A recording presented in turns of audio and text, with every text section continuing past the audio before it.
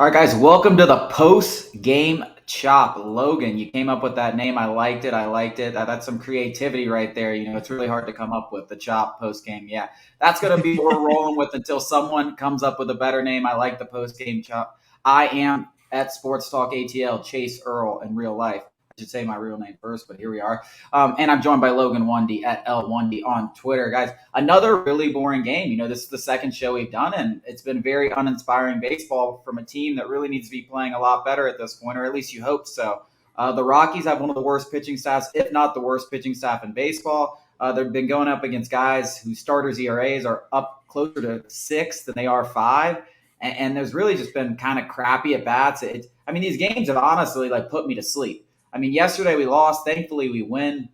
But the offense performance, you get a 2-run homer in the first inning from Riley, and then basically nothing, and then you get a homer from Acuna. I guess the good thing is Riley looks to start getting hot again, and Acuna hit a homer after being out for 3 games. That's really the only 2 positives I can come up with.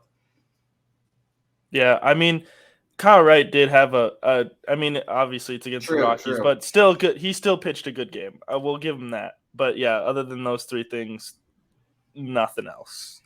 No, Kyle Wright continued on his brilliant season. I said before the season, I wrote a whole piece on, kind of things that are like bold predictions.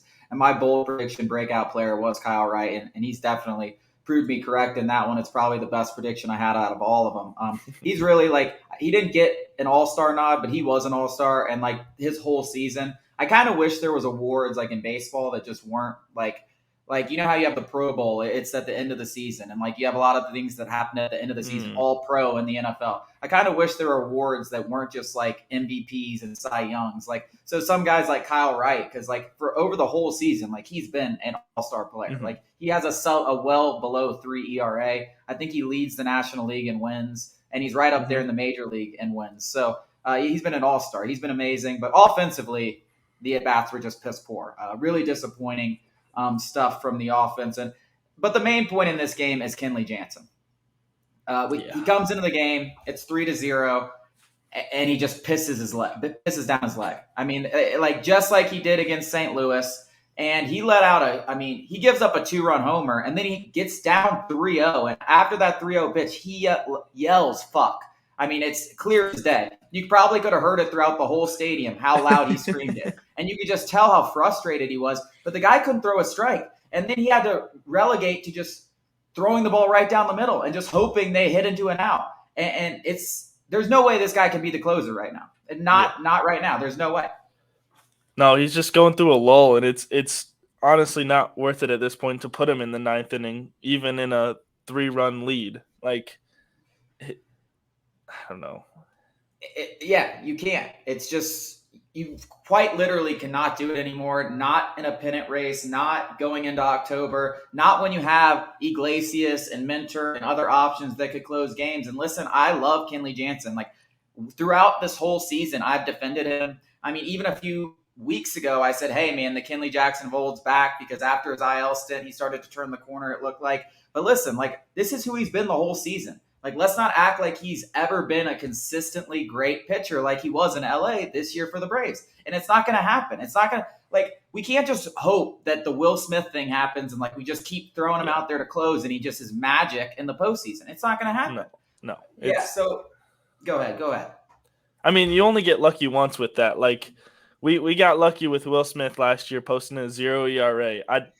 I don't see that happening again with Kenley Jansen this year. Yeah, and you wonder how he'll take that. But listen, he's a veteran. He wanted to come to this team. He knew the deal. Now you got Iglesias. He's looked really good for us.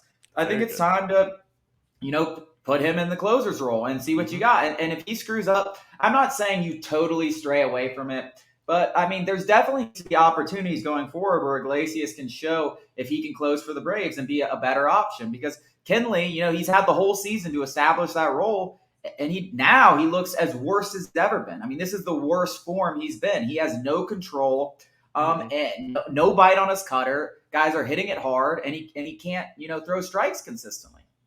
I don't know if Brian Snitker will ever do this, but an idea is to do. So we have three relievers right now that could potentially be a closer. So I think in what I was thinking is that we could do something where it's kind of like there's not a designated closer. It's riding the hot hand in the situations until something like this happens to Kenley Jansen. Then you switch out a little bit, try someone new for a little while until they mess up a little bit.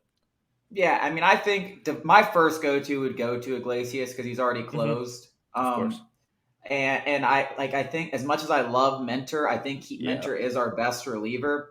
We've seen him in the closer spot, and that's kind of like fucked up his groove. I don't want I love where Mentor is at. Plus, I think Mentor out of the bullpen in the playoffs, where he can go 2-3 innings, like we've seen him. Exactly. I think that's where he's the most valuable. But I do think Iglesias, you got to start throwing him in the ninth and see what you have there and see if you can close games better than Jansen, especially after the way Jansen's looked the last 2 days, because he just lost all confidence. And it's crazy for a guy of his caliber over his career. I call it the ghost of Will Smith. I swear.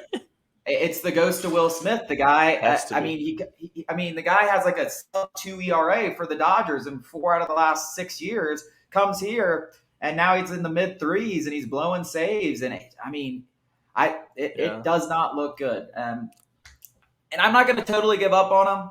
I've been with him all season. I don't think he's as bad as Will Smith. I totally gave up on Will Smith. I was calling Will Smith trash for 2 years. I was like, this guy sucks. That's what I'm saying. But he was trash, and you could tell his stuff was shit. His stuff was not good. Jansen, on the other hand, he's still striking out 12 guys per 9 and stuff like that, or up in the 11s. And when he looks sharp, it still looks really good.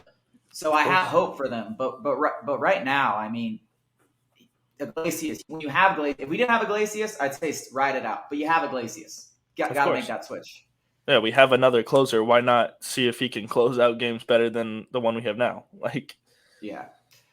So I think we'll see how Snicker. Hey, listen, one thing I'll say about Snicker, and it's his biggest flaw, and it's also one of his biggest things that people love about him. He's a player's manager. He sticks with his guys. Of course. I wouldn't be surprised if Kenley was out there tomorrow and had another chance, and he's like, "Hey, shake it off. You're our closer of our team." But we're in September. He said, shake it off enough times, but we'll see what happens. We did have a few transactions today. Darren O'Day and Chadwick Tromp. They both go to the IL. Chadwick was a long shot to probably be on the expanded roster.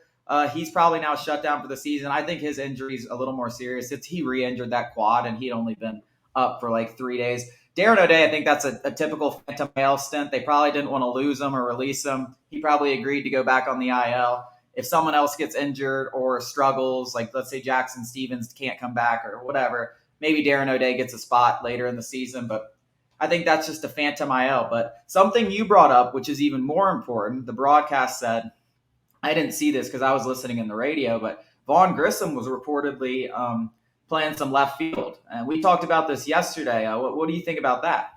I love it that they're trying. They're obviously right now they're just getting a feel to see if he's going to be okay out there to get the fly balls and everything, but we might see more of it. If we see more of it, then I would be happy with that. That means that they're going to probably commit to that a little more. I wouldn't even be surprised if we actually saw it before Albies comes up.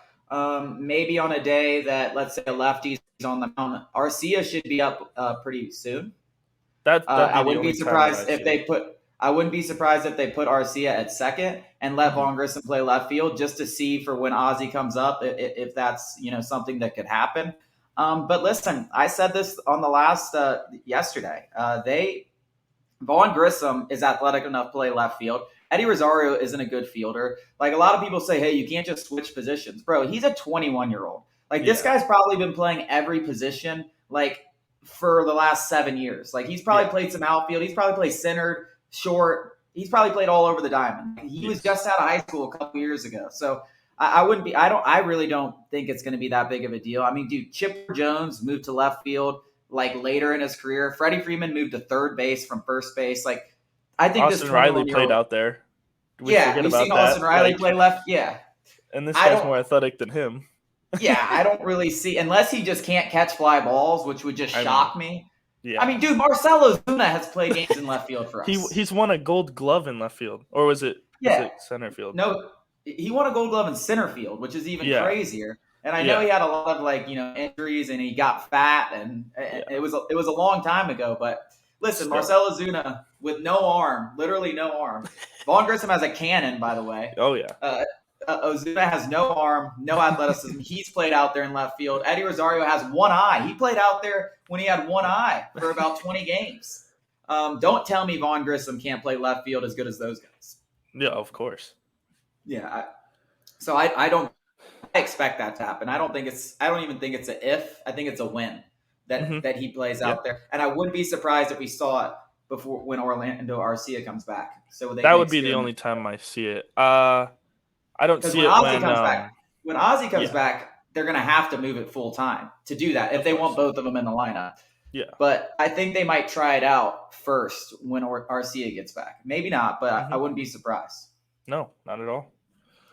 Yeah. So that wraps up the second episode of what was our Postgame Chop? That's our name. Yeah. I love it, Logan. All right. We will be back. We will be back. I don't know if I'm going to be back tomorrow, but we'll be back soon. And hey, thanks for listening. Go Braves. Let's catch the Mets, man. It's not over.